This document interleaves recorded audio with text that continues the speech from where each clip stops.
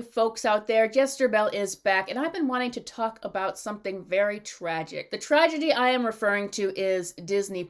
Disney, once upon a time, was the most recognizable brand in the entertainment industry. Average person on the street would know what Disney is, what the tones of their films are, what kind of characters that they have. It was a monopoly, really, and there were just so many Disney fans out there. So in the streaming race, I think that it made sense for Disney to go forward and create its own streaming services. I mean, at the time I was like, well, it's a little bit weird for WB to try to have one and Paramount. I don't think that everyone recognizes the brands of Paramount and WB and what they own as much as they do Disney. But Disney was the one streaming service that I thought could really work. But this year especially, all we keep hearing is that they're bleeding subscribers by the millions, that they're panicking really, that their investors aren't happy with them, that they're trying to course correct, that they're trying to do quality over quantity. But I think I can see why this is happening. When it comes to Disney Plus, what they really have is they have a lot of old movies and shows that people have watched and recognized, but in terms of having anything new, they don't. There's not any TV show on there that people are really talking about or any new movie people are really talking about.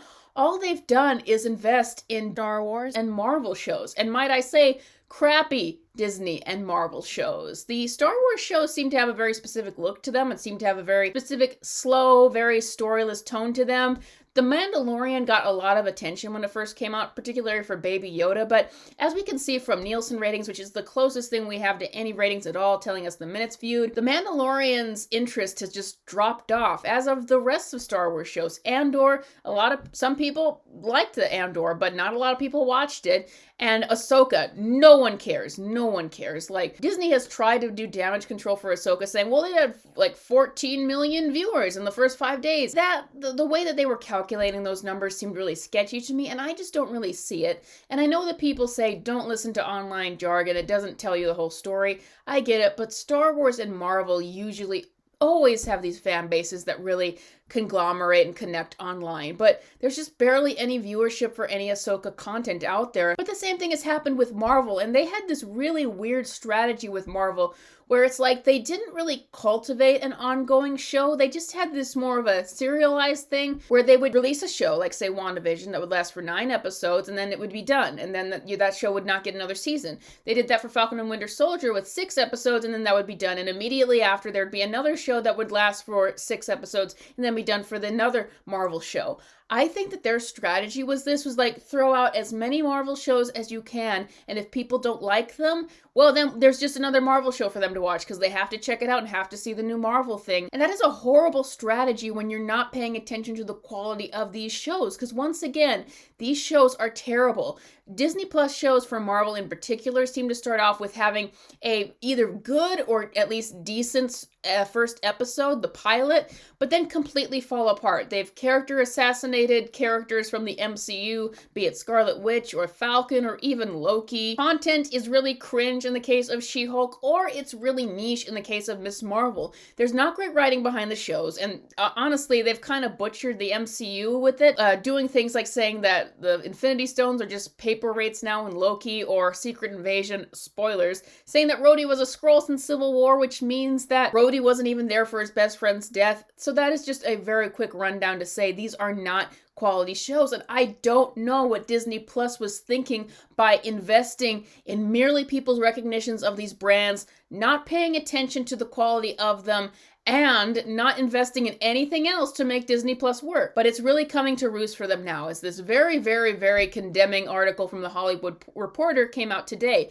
And they got us into the nitty-gritty about how things have been working at Disney Plus, particularly with Marvel, that apparently they weren't even hiring showrunners to develop these seasons. They were just being run by the Marvel executives who handled the movies. For a show like Secret Invasion, they said it had troubled pre-production period, weeks of people not getting along, and it erupted.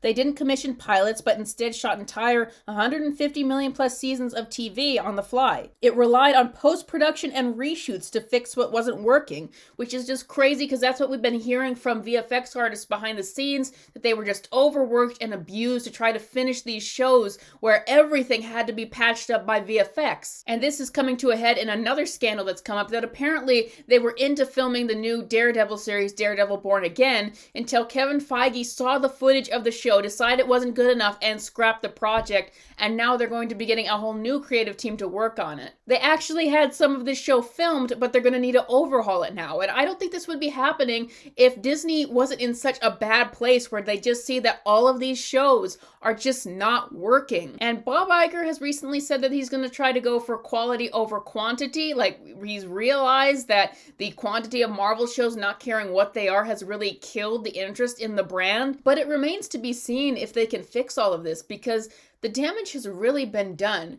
They need to find some kind of show, and it doesn't have to be from Marvel and Star Wars, that entices people to buy Disney Plus, that people actually like.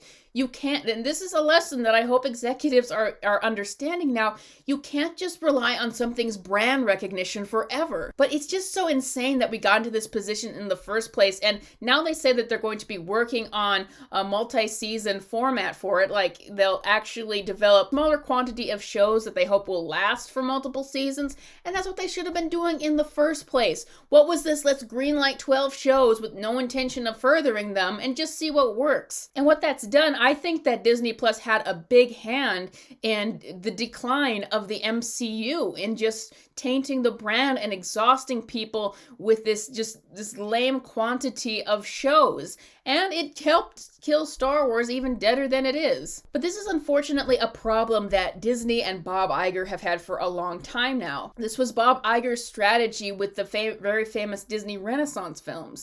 If a Disney theatrically released animated movie was successful, then there would be a bunch of crappy direct-to-DVD sequels and prequels and spin-offs of that to try to capitalize on that movie's popularity, all of which were absolutely terrible, could not tell a coherent story, could not keep it within the characters that were invented. They were just there as lame cash grabs, and I see that as what's happening with Disney Plus now. And that's what a lot of people are talking about, and I think what has been part of what has really destroyed the Disney brand is that we know that as a company, they care about making money, right?